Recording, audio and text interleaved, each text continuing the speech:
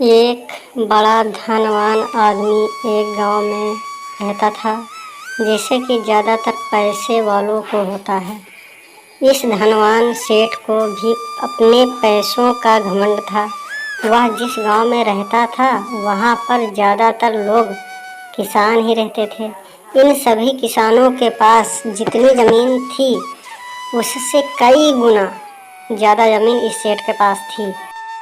सेठ के खेतों में कई गरीब किसान तो इसके खेतों में काम करते थे और अपना परिवार चलाते थे। रोहिड़ा गांव रोहित नाम का एक बड़ा ही मेहनती और सच्चा किसान रहा करता था।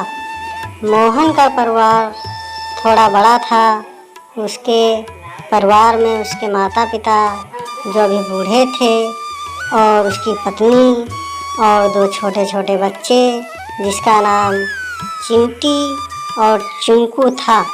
चिंकू 5 वर्ष का था और चिंटी 3 वर्ष की थी।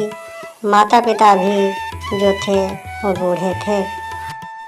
रोहित के पास ज़्यादा ज़मीन नहीं थी, पर जितनी भी थी उसी ज़मीन में फसल उगाता था और अपने परिवार की देखभाल करता था।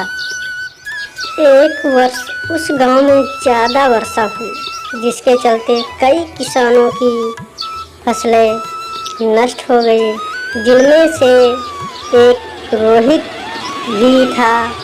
अब रोहित धर्म संकट में पड़ गया, क्योंकि उसके परिवार में उसके अलावा कोई और कमाने वाला था नहीं। उसकी फसल अब नष्ट हो चुकी थी। अपने परिवार को भूखा मरते नहीं देख सकता था। वह जानता था कि इस गांव में अगर कोई उसकी मदद कर सकता है तो वह वही घमंडी सेठ है, जिसने गांव के कई अन्य किसानों को या कर्जा तो दिया है या फिर काम पर रखा हुआ है। हाथ पर हाथ धरे बैठे रहने के बजाय उसने इस सेठ के पास जाने का फैसला किया और एक दिन उनके पास पहुंच ही गया। सेठ के पास पहुंचकर रोहित बोलता है सेठ से, बहुत मेहरबानी होगी अगर आप मुझे थोड़ा सा कर्जा दे दें, जिससे मैं अपने खेतों में फिर से कोई फसल उगा सकूं, या फिर आप मुझे नौकरी दे दें ताकि मेरे परिवार को 2 वक्त का खाना मिल सके। घमंडी सेठ को उसकी इन बातों से कोई मतलब नहीं था, लेकिन गांव के सारे लोगों की तरह वह भी यह जानता था कि रोहित कितना मेहनती है।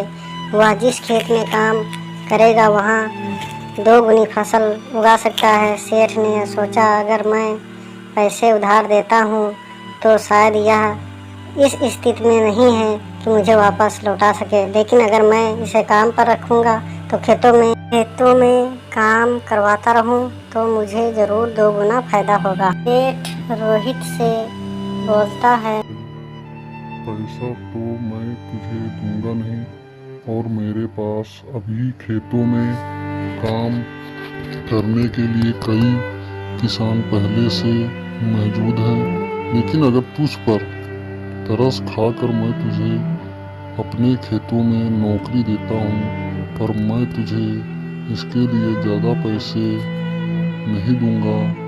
बाकी किसानों को तो मैं 400 देता हूँ, मैं तुझे 300 ही दे पाऊंगा। रोहित ने सेठ की शर्त मान ली और उसी दिन से सेठ के खेतों में काम करना शुरू कर दिया।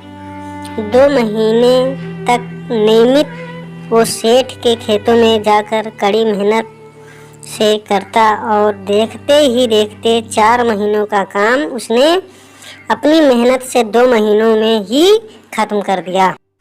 एक दिन सेठ ने रोहित को अपने पास बुलाकर उसको उस दिन का पैसा दिया और साथ में यह भी कहा, देखो रोहित, तुम कल से काम पर आने की ज़रूरत नहीं है।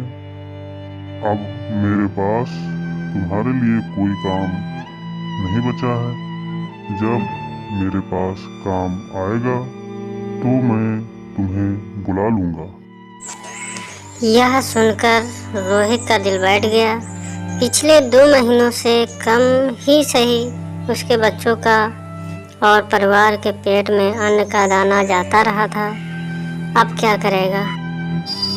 यही सोचकर उसकी आंखों में आंसू आ गए और दौड़कर सेठ जी के पास गया और बोला, सेठ जी, मुझे इस काम की बहुत ज़रूरत है। मुझे काम से मत निकालिए। मैं आपके पैर पकड़ रहा हूँ, मुझे क्षमा कर दीजिए। अगले दिन जब सवेरे सेठ उठा तब देखा कि आंगन में रोहित बैठा है, तो उसके पास जाकर के पूछा, क्या हुआ? तुम यहाँ क्यों बैठे हो?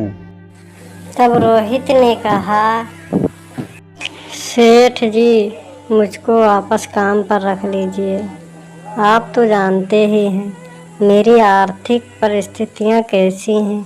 मुझ पर थोड़ी सी दया कीजिए। लेकिन सेठ ने उसकी एक न सुनी और फिर एक बार उसे बुरा भला कहकर वहाँ से जाने के लिए कहा। बेचारा रोहित अपना सिर नीचे झुका करके वहाँ से चला जाता है। हेलो दोस्तों, वीडियो कैसी लगी? वीडियो अगर अच्छी लगी हो तो हमारे चैनल को सब्सक्राइब कर दीजिए, साथ में बेल आइकन दबा दीजिए। आपसे विनती है हाथ जोड़ करके।